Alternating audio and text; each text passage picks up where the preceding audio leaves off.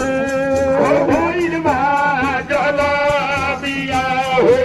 अरे सेहु बउआ जाल बरो बहवा साथाना है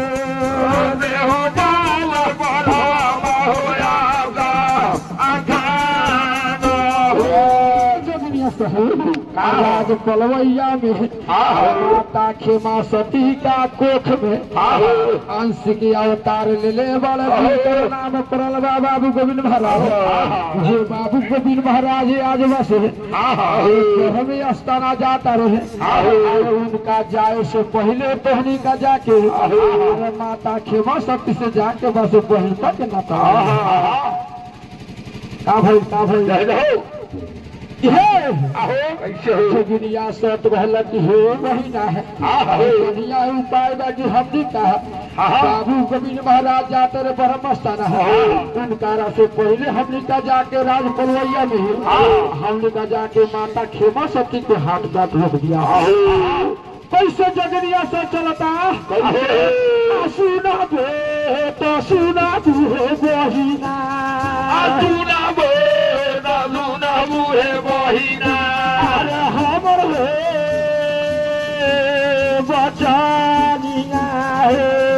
हमर हे बचानिया अरे हमर हे बचानिया हे हमर हे बचानिया हे सुनला बहिना हे बचानर हमारा हे बहिना में बचाना है हमारा अरे ये पले राजले जोगिनिया सा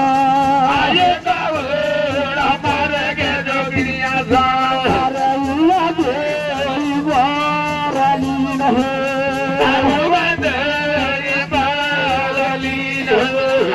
दूसरा उड़ावा पलवैया हो देसा राजा उड़ावा पलवैया हो देसा जब जेब से तेल निकाला कि चल जा सराज पलवैया में माता खेमा सती के जाके हिंसा के नाता लगा लिया कौनो का कर सकी जामा पाठ लेला कौनो पहुंचारी लेला कौनो टोपी लेला कौनो गोराई लेके जो की माता खेमा सती के शौक न हो कि जो भी सयाल बारी से जोगिनिया से देखा था कि राज पलवैया में है बाबू गोविंद महाराज तलवारी माता खेमा सती के अंकार लगाता कि सुना भो तो सुना बहिना